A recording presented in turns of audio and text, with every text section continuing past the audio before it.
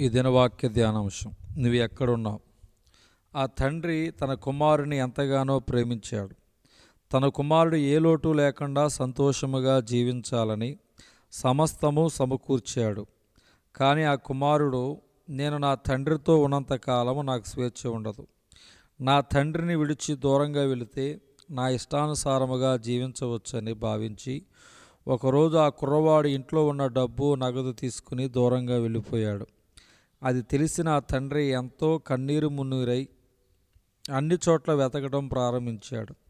ఆ కుమారుడు స్నేహితులతో కలిసి జల్సాగా తిరుగుతూ తన ఇష్టానుసారముగా జీవించడం ప్రారంభించాడు. అలా కొన్ని రోజులకు తన చేతిలో ఉన్న డబ్బులు అయిపోయాయి.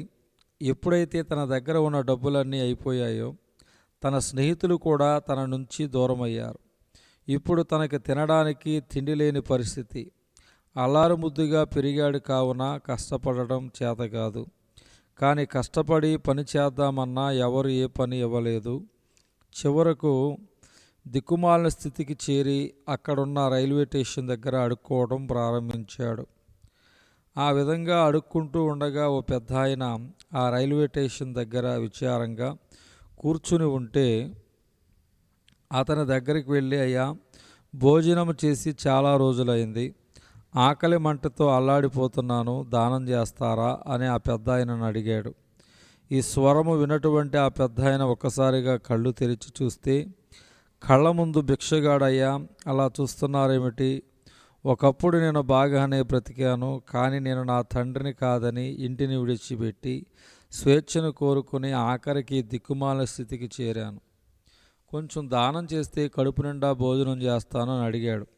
అప్పుడు ఆ పెద్ద ఆయన తేరిచూచి ఆ భిక్షగాడు తన కుమారుడని గుర్తించి ఏడుస్తూ, అయ్యో నా కుమారుడా, ఇప్పటి వరకు ఎక్కడున్నావు? ఏమైపోయావు? మన ఇంట్లో నీకోసం సకల ఆశీర్వాదాలు ఉన్నాయి. నేను నీకోసం సంపాదించినదంతా కూడా మిగిలిపోయి ఉంది.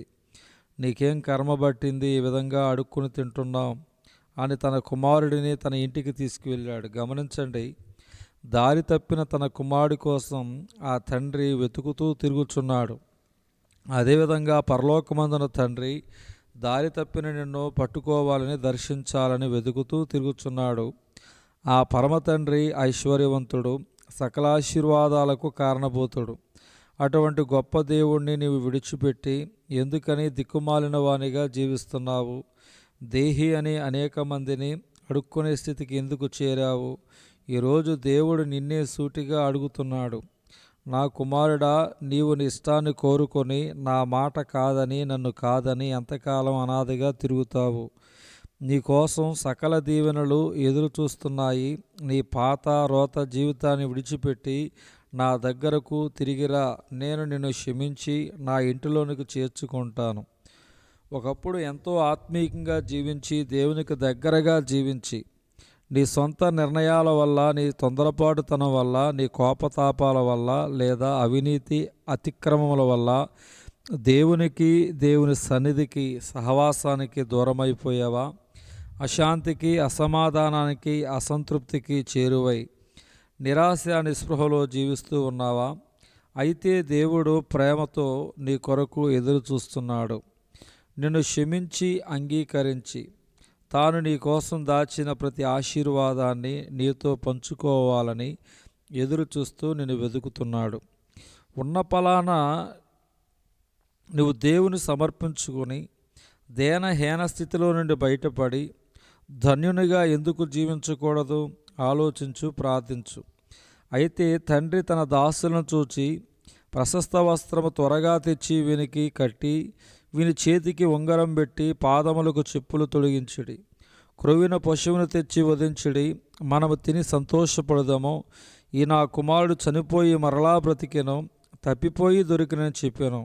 అంతటా వారు సంతోషపడి సాగిరి. దేవుడి దినవాక్య ధ్యానం దేవుడు దీవించునుగాక. ఆమేన్.